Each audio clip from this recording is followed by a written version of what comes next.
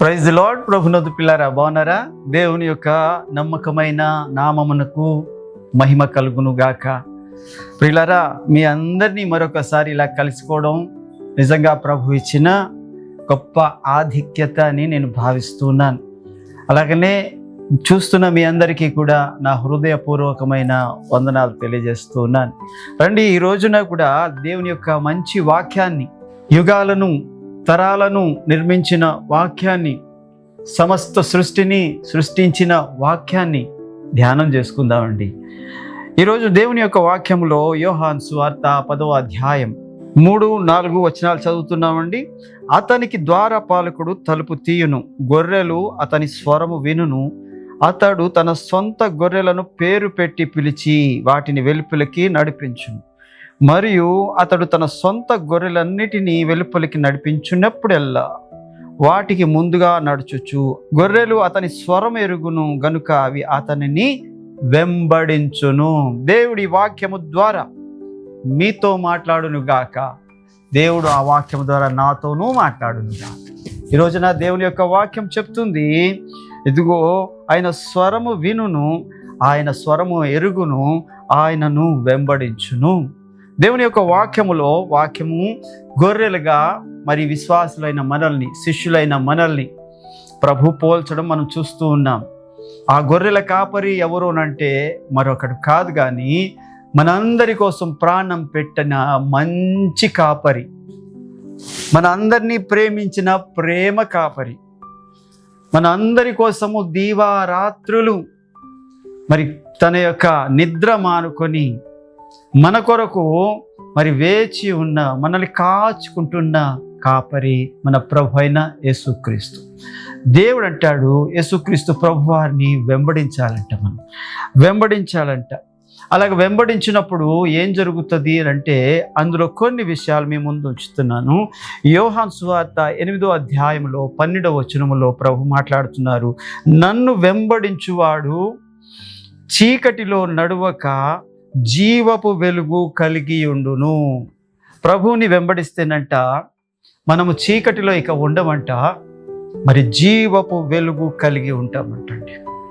అవును, దేవుని యొక్క వాక్యంలో ఎఫెసీ పత్రికలో 5వ అధ్యాయంలో 8వ వచనంలో ఏమంటారంటే, పూర్వము మీరు చీకటి అయి ఉంటిరి, ఇప్పుడైతే ప్రభునందు వెలుగై ఉన్నారు. వెలుగు ఫలము సమస్త విధములైన మంచితనము, నీతి, సత్యము అను వాటిలో కనబడుచున్నది. ప్రియులారా, మనము ప్రభువుని వెంబడిస్తే, యేసుక్రీస్తు ప్రభు వారిని వెంబడిస్తే దేవుడిస్తున్న ఆధిక్యత ఏంటంటే, ఒకప్పుడైతే మనం చీకటి అయి ఉన్నామంట. నిజమే కదా, మనం ఒకప్పుడు మన జీవితాలు చీకటే కదా, ఒకప్పుడు మనం ఎలాంటి వారో మనకు తెలుసు కదా, ఒకప్పుడు మన యొక్క బ్రతుకు చీకటి బ్రతుకు. చీకటి అనగా పాపములో జీవించే వాళ్ళం మనం. అందుకనే యోహాను సువార్తలోని ఆదిలోనే ఉంటాడు, ఆయనలో జీవము ఉండెను, ఆ జీవము మనుషులకు వెలుగై ఉండెను. అదే అధ్యాయంలో 9వ వచనానికి వస్తే, నిజమైన వెలుగు ఉండెను, ఆయన లోకంలోనికి వచ్చుచు ప్రతి ఒక్కరిని వెలిగించుచుండెను. ఎవరైతే ఆయన స్వరాన్ని వింటారో, ఎవరైతే ఆయనకి విధేయత చూపిస్తారో, ఎవరైతే ఆయన యందు విశ్వాసం ఉంచుతారో వారిని దేవుడు వెలిగించే దేవుడుగా ఉన్నాడు. మనము చీకటి వారమే, అందులో అనుమానమే లేదు. దేవుని యొక్క వాక్యం చెప్తుంది, ఆయన వెలిగించడానికి లోకంలోనికి వచ్చాడు. చీకటిలో ఉన్న మనల్ని వెలుగుతో నింపడానికి ప్రభు వచ్చారు. ఇదిగో మరి దేవుని యొక్క వాక్యం చెప్తుంది, దేవుడు లోకముని ఎంతో ప్రేమించెను కాగా తన అద్వితీయ కుమారునిగా పుట్టిన వాని యందు విశ్వాసముంచువాడు నశింపక నిత్య జీవము పొందినట్లుగా ఆయనను మనకు అనుగ్రహించేశాడంట. అయితే ఆ తర్వాత ఉన్న వచనంలోనే ఏం రాసిందంటే, తమ క్రియలు చెడ్డవి గనుక ఎవరును వెలుగునొద్దకు రావట్లేదు. అక్కడే ఆ 3:16 తర్వాత ఉన్న వచనాల్లోనే దేవుడు అంటాడు, ఆయన వెలిగించడానికి వచ్చారంట కానీ ఇంకా చీకటిలోనే ఉండడానికి మనుషులు ఇష్టపడుతున్నారు. ఇదిగో చీకటిలోనే వారు ఉండిపోవడానికి ఇష్టపడుతున్నారు. ఒకసారి ఒక పెద్ద గ్రౌండ్లోని వాదన అనండి, లేక డిబేట్ అనండి, లేకపోతే ఇంకేదైనా అనండి, ఇదిగో క్రైస్తవులు మనుషుల్ని మతాన్ని మారుస్తున్నారు, మతాన్ని మార్చేస్తున్నారు అని అంటుంటే, లేదు మేము మతాన్ని మార్చట్లేదు, వారు వెళ్తున్న చీకటి మార్గము నుండి వెలుగులోకి మేము నడిపిస్తున్నాము అని దైవ సేవకులు అంటున్నారు. అయితే దానికోసము అదే ఇందాక చెప్పినట్లుగా డిబేట్ లాంటిది జరగడం, ఒక పెద్ద గ్రౌండ్ని తీసుకున్నారు. ఆ గ్రౌండ్లోనే ఫలానా రోజున ఇలాంటి కార్యక్రమం ఉంది అని మరి ప్రకటన చేశారు. ఊర్లో చాలామంది వచ్చేసారు, వేలల్లోనే వచ్చేసారు జనం. ఏం జరుగుతుందో చూద్దామని, ఏం జరుగుతుందో విందామని వచ్చారు. అక్కడ వాదన మొదలైంది. మీరు మనుషుల్ని మతంలోకి మారుస్తున్నారు, మతాన్ని మార్చేసి మీరు మనుషుల్ని మరి మాయ చేస్తున్నారు అంటూ ఒకవైపు వర్గం అంటే, ఇంకొక వర్గం ఏమంటున్నారంటే, దేవుని బిడ్డలు ఏమంటున్నారు, దైవ సేవకులు ఏమంటున్నారంటే, ఎవరిని మతం మార్చాల్సిన పని మాకు లేదు, ఎవడు కూడా మారడు. ఒక గుర్రాన్ని బలవంతంగా నీళ్లే తాగించలేము, ఎందుకంటే మీ చంటి బిడ్డకే అన్నమే తినిపించలేవు బలవంతంగా, ఒకడిని మతం ఎలా మారుస్తామని వాళ్ళు కూడా బలంగానే చెప్తున్నారు సత్యాన్ని. నిజమే, ఎవరిని బలవంతంగాను మనసు మార్చలేము, ఎవరికి కూడా బలవంతంగాను ఏ విషయంలోని కూడా ఆకర్షించలేము. వాడికి వాడు మనసులో కలిగితే, మారు మనసు కలిగితేనే ప్రభు యొక్క మాటల్ని అంగీకరిస్తాడు, ప్రభువుని ఆరాధిస్తాడు, ప్రభువుని వెంబడిస్తాడు. చీకటిలో ఉన్నాం మనం, ఆ వెలుగైన ప్రభు ఆకర్షిస్తున్నారు. అందుకనే చాలా మంది ఆయన వైపు వెళ్తున్నారు. వారి యొక్క చీకటి జీవితాలు చూసుకుంటున్నారు. చీకటిలో ఉన్నప్పుడు వారు ఎంత అసహ్యంగా ఉన్నారో ఆయన దగ్గరకు వచ్చినప్పుడు తెలుస్తుంది.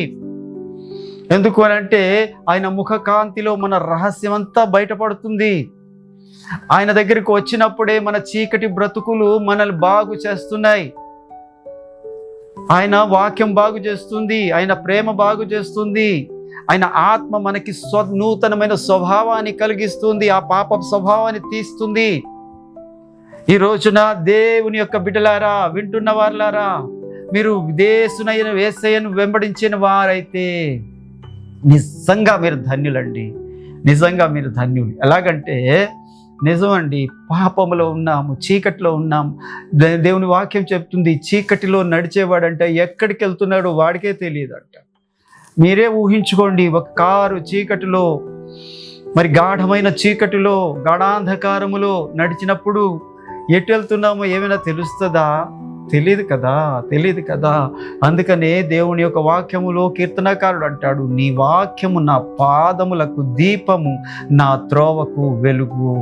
ఎప్పుడైతే ఆయన వాక్యం మనల్ని దర్శిస్తుందో, ఆయన వాక్యము మనకి దీపంగా నడిపిస్తుందో, మనకు త్రోవలోని వెలుగిస్తుందో, బహుశా ఆ చేతిలో దీపము మొత్తం అంతా వెలుగుతో నింపకపోవచ్చు, కానీ తీసిన అడుగు రెండో స్థలం ఎక్కడ వేయాలో కరెక్ట్గా చూపిస్తుంది. ఆ దీపము అలాంటిది. వెలుగై ఉన్న దేవుడు తర్వాత నువ్వు ఎటు నడవాలో ప్రతి అడుగుని కూడా ఎక్కడ వేయాలో ఆయన చూపిస్తూ తీసుకెళ్తాడు. అక్కడ ఆ డిబేట్ జరుగుతుంది. అయితే వాళ్ళు మతం మార్చలేదు, మనసు మాత్రమే మారుస్తున్నాము. వారి మనసు వారికి ఇష్టం వచ్చినట్లుగా ఇష్టపడితేనే ప్రభుని అంగీకరిస్తారు, కానీ మేము ఎవరిని మార్చలేదు అని సాక్ష్యంగా వాళ్ళు కొంతమందిని మరి సాక్ష్యంగా తీసుకొని వచ్చారు, వీళ్ళు కొంతమందిని సాక్ష్యంగా తీసుకొని వచ్చారు. ఇప్పుడు ప్రారంభమైంది. ఏంటి ఆ ప్రారంభమైందంటే, సాక్ష్యాలు చెప్పడం ప్రారంభమైంది. అప్పుడు చాలా హుందాగా ఉన్న ఒకరు అంటున్నారంటే, ఇదిగో మీరే మీ క్రైస్తవులే మతాలు మారుస్తున్నారు కాబట్టి మొదటే కాదని మీరు నిరూపించండి, తర్వాత మేము అవునని నిరూపిస్తామని అంటున్నారు. సరే, అందుకు కూడా వారు ఒప్పుకున్నారు. ఒప్పుకొని వాళ్ళు ఎవరిని తీసుకొచ్చారో తెలుసా? వ్యభిచారులను తీసుకొచ్చారు, దొంగలను తీసుకొచ్చారు, రౌడీ షీటర్లను తీసుకొచ్చారు, పూర్వము దూషకులను తీసుకొచ్చారు, హానికరులను తీసుకొచ్చారు, మరి పాపులలో ప్రధాన పాపులైన వారి లాంటి వారిని తీసుకొని వచ్చారు. ఎవరు? దేవుని పిల్లలు. దేవుని పిల్లలు తీసుకొచ్చారండి. తీసుకొని వచ్చి ఒక్కొక్కరిని స్టేజ్కి పంపిస్తున్నారు. స్టేజ్కి పంపిస్తున్నారు. స్టేజ్ మీద ఆవిడ చెప్తుంది కదా, నేను ఒకప్పుడు చీకటి జీవితం నాది, పాపపు జీవితం నాది. నేను పాపం చేస్తూ లేదా వ్యభిచారం చేస్తూ నా ఇష్టానుసారంగా నా కోరికలను అనుసరించి నడిచేదాన్ని. అయితే ఒకానొక దినమున ఎవరో సేవకుడు వచ్చాడు. వచ్చి నాకు సువార్త చెప్పాడు. నేను ఉన్నది ఎలాంటి చీకటి జీవితమో నాకు చూపించాడు. ఇగో నా చేతిలోని ఒక కరపత్రిక పెట్టాడు. అదే సమయంలో చిన్న బైబిల్ పెట్టాడు. ఇగో నాకు చిన్న మొత్తం కూడా ఇచ్చాడు. అది ఇచ్చేసి వెళ్ళిపోయాడు. నా దగ్గరకు వచ్చినోడు ఎవడు కూడా నన్ను తాకకుండా ఎవ్వడూ వెళ్ళలేదు. కానీ ఒక సేవకుడు వచ్చాడు, నన్ను తాకాడు. కానీ నా తల మీద చేసి ప్రార్థన చేశాడు. నా చేతిలోని డబ్బులు పెట్టి, అమ్మా ఇది నీ జీవితానికి వాడుకో, ఈ చీకటిలో ఉండొద్దు అని మంచి మాటలు చెప్పాడు. యేసు ప్రభులోని వెలుగులోని ఉన్న ఆ ఔన్నత్యాన్ని, ఆ గొప్పదనాన్ని వివరించి వెళ్ళాడు. ఆ మాటలకి నేను ఎంత అవును ఎంత కాదో తెలుసుకోవడానికి పగలు ఎప్పుడూ తిరగని నేను తర్వాత పగలు కూడా తిరగడం మొదలుపెట్టాను. దేవుని మందిరానికి వెళ్ళడం మొదలుపెట్టాను. ఒకానొక స్థలానికి వెళ్ళడం మొదలుపెట్టాను. అక్కడ దేవుని యొక్క ప్రేమ నన్ను బలవంతం చేసింది. చీకట్లో నుంచి నన్ను బయటికి వెలుగులోనికి లాగింది. ఆ వెలుగులోని నన్ను నా స్థితిని చూపించింది. ఆయన ముందు నేను సిగ్గుతో చచ్చిపోయాను. ఇంత పాపపు జీవితమా నాది అని చచ్చిపోయాను నేను. ఇక నేను మరలా పుడతానని అనుకున్నాను. నేను క్రీస్తులో పుట్టాను. దేవునికి మహిమ కలుగును గాక.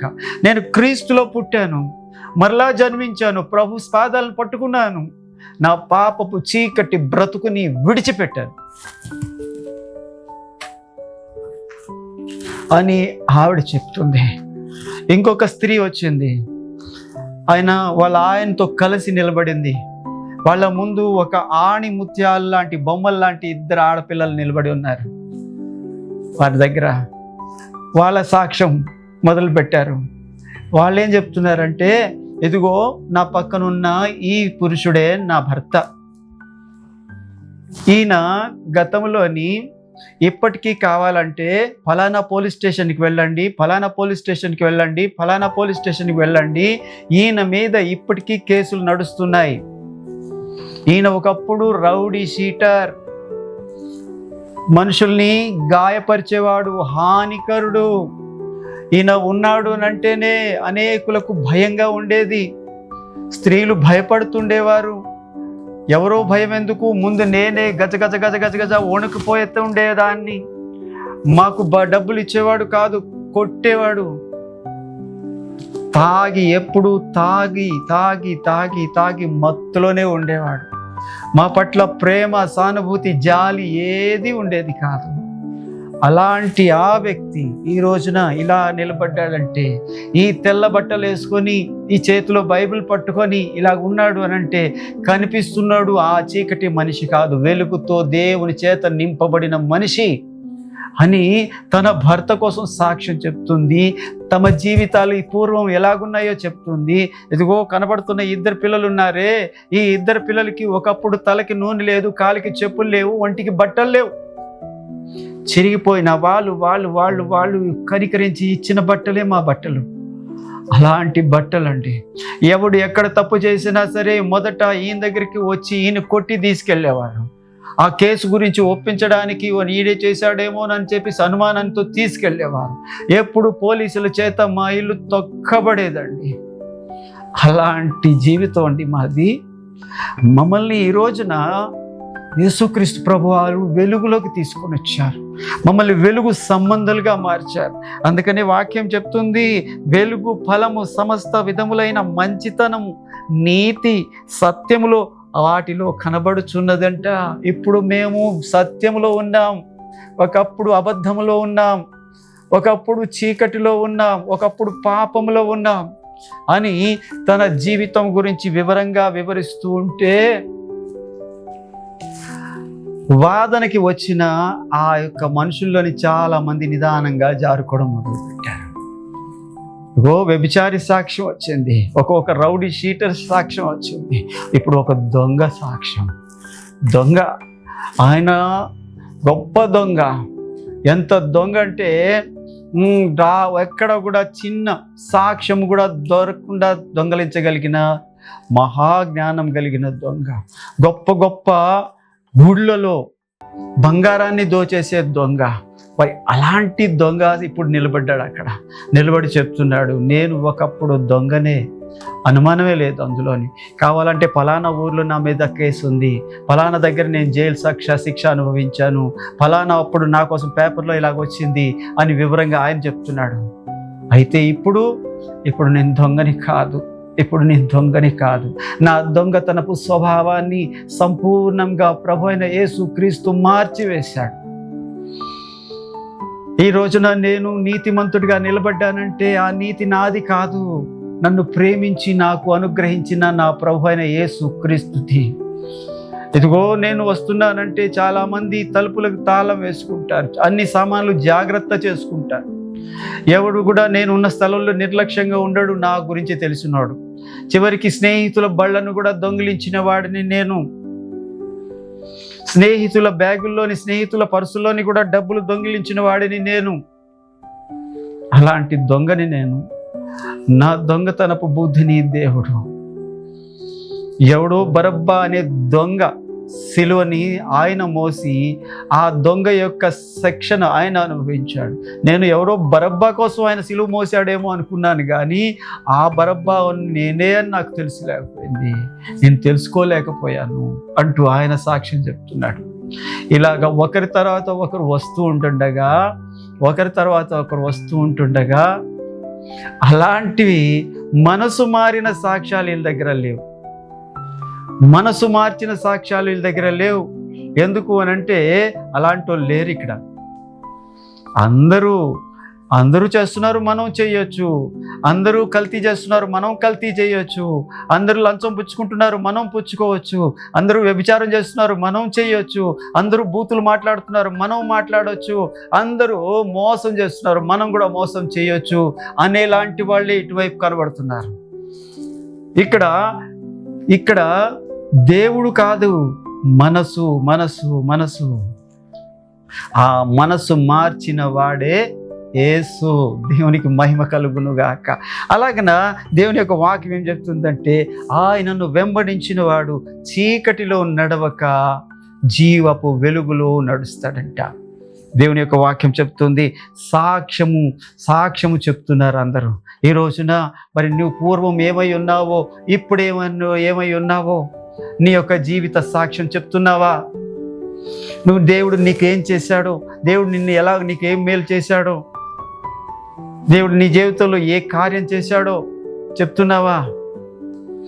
అలాంటివి కాకుండా మొన్న నాకు తలనొప్పి వచ్చిందండి, నాకు జలుబు వచ్చిందండి, నాకు అది వచ్చిందండి, నాకు ఇది వచ్చిందండి అని చిన్న సాక్ష్యాలు చెప్తున్నావా? ఆ చిన్న సాక్ష్యాలు తప్పని నేను చెప్పట్లేదు, కానీ ముఖ్యంగా నీవు లోకాంతో పంచుకోవాల్సింది నీ జీవిత సాక్ష్యము. ఎందుకంటే పూర్వము మనము చీకటి అయి ఉన్నాము, ఇప్పుడు ప్రభునందు వెలుగై ఉన్నాము. ఆ వెలుగు మనల్ని వెలిగిస్తుంది, అందుకనే జీవపు వెలుగులోకి మనల్ని నడిపిస్తుంది. చూడండి, పేతురు పత్రిక 2వ అధ్యాయము 9వ వచనములో, అయితే మీరు చీకటిలో నుండి ఆశ్చర్యకరమైన తన వెలుగులోనికి మిమ్మును పిలిచిన వాని గుణాతిశయములను ప్రచురము చేయు నిమిత్తము ఏర్పరచబడిన వంశమును, రాజులైన యాజక సమూహమును, పరిశుద్ధ జనమును, దేవునికి సొత్తయ్యున్న ప్రజలు. ఏం ప్రకటించాడండి ప్రభు మన కోసం? అయ్యా, ఏం ప్రకటించాడండి? మనం ఎవరు అంట? ఏర్పరచబడిన వంశము. ఒకప్పుడు మన వంశాలు ఏవో తెలియదు, కానీ ఇప్పుడు బైబిల్లోని మత్తయి సువార్త 1వ అధ్యాయంలో కనబడుతుంది ఒక వంశావళి. ఆ వంశావళిలోని ఏర్పరచబడిన మనల్ని కూడా తీసుకుని వెళ్ళిపోయాడు దేవుడు. ఎందుకు అని అంటే యేసుక్రీస్తు వంశావళిలోని ఆయన పిల్లలైన మనము ఆయన వారసులుగా ఎంచబడతాం కాబట్టి ప్రభు అన్నాడు ఏర్పరచబడిన వంశము. రెండోది రాజులైన యాజక సమూహము. మనము రాజులము. మన ప్రభు రాజు, మన యేసుక్రీస్తు వారు రాజులకు రాజు. ఆయనకు బిడ్డలమైన మనము కూడా రాజులము. అలాగనే ఆయన యాజకుడు. ఆయన ఎలాంటి యాజకుడు అంటే హెబ్రీ గ్రంథకర్త అంటాడు ఆయన ప్రధాన యాజకుడు, మెల్కీసెదెకు క్రమముకు చెందిన యాజకుడు. అలాంటి యాజకత్వము దేవుడు ఈ రోజున నీకు నాకు కూడా అనుగ్రహించాడు. అనేకుల కొరకు ప్రార్థన చేయడానికి, అనేకుల దగ్గరికి దేవుని దగ్గరికి తీసుకురావడానికి, వారి పాప పరిహారార్థం నిమిత్తము ప్రభువుకి బ్రతిమలాడడానికి. ఒకప్పుడైతే గొర్రెల్ని, మేకల్ని, ఎడ్లని బలి ఇచ్చేవారేమో కానీ ఇప్పుడు జిహ్వా బలి దేవునికి అప్పగించడమే, వారి కోసము స్తోత్ర బలి చెల్లించడమే, వారి కోసము ప్రభు దగ్గర మరి నీ యొక్క విరికి నలిగిన హృదయాన్ని బలిగా అర్పించడమే. ఇదే ఇప్పుడు యాజకత్వంలోని దేవుడు కోరుకుంటున్నది. ఈ రోజున అలాంటి యాజకుడిగా నిన్ను నన్ను రాజులైన యాజకులుగా దేవుడు ఎంచుతున్నాడు. ఇంకా దేవుడు ఎంచుతున్నాడు దేవుని సొత్తైన ప్రజలమంట మనం. యెషయా గ్రంథంలో ప్రభు అంటాడు 43లోని, ఇశ్రాయేలు నీవు నా సొత్తు, నేను నిన్ను పేరు పెట్టి పిలుచుకున్నాను అంటాడు. ఇదిగో మీరు దేవుని సొత్తు గనుక మీ దేహములతో దేవునిని మహిమపరచండి అని కొరింథీ పత్రికలో ప్రభు అంటాడు. మనం దేవుని సొత్తైన ప్రజలం. ఈ సొత్తు ఎవరికి చెందాలి అంటే నా తండ్రి అయిన దేవునికే, మన ప్రభు అయిన యేసుక్రీస్తు వారికే చెందవలసిన వారమై ఉన్నాం. మీరు దేవునికి సొత్తైన ప్రజలు. నువ్వు వెంబడిస్తున్నావా? ఆయన స్వరం వింటున్నావా? ప్రతిరోజు ఆయన స్వరం వింటున్నావా? అయితే నా గొర్రెలు నా స్వరము వినును, అవి వెన్నడును నన్ను వెంబడించును. అవి ఎవరి స్వరాన్ని వినవు, ఎవరి స్వరాన్ని మరి అవి అనుకరించవు, ఎవరి స్వరాన్ని నమ్మవు. అవి కేవలం యేసయ్య స్వరాన్ని నమ్ముతాయి. అలాగ నమ్మినప్పుడు చీకటిలో నుండి వెలుగులోకి వెళ్తాం. ఎలాంటి వెలుగులోకి వెళ్తామంటే జీవపు వెలుగులోకి వెళ్తాం. ఎలాంటి వెలుగులోకి వెళ్తామంటే ఆశ్చర్యకరమైన వెలుగులోకి వెళ్తాం. ఈ రోజున అలాంటి వెలుగులో నడుస్తున్న ప్రియ సహోదరుడా, దేవుడు నిన్ను దీవించునుగాక, నీ కుటుంబాన్ని దీవించునుగాక.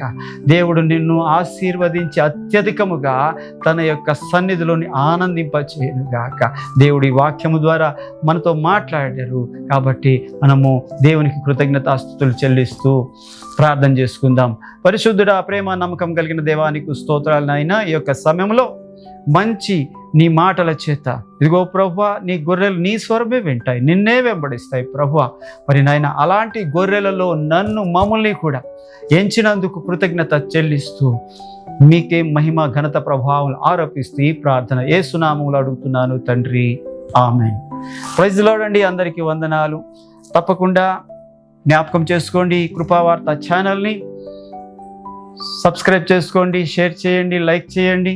అలాగనే మరి కొంతమందికి పరిచయం చేయవలసిందిగా ప్రభు పేరిట మనవి చేస్తున్నాను. మీ అందరికీ నా శుభవందనాలు.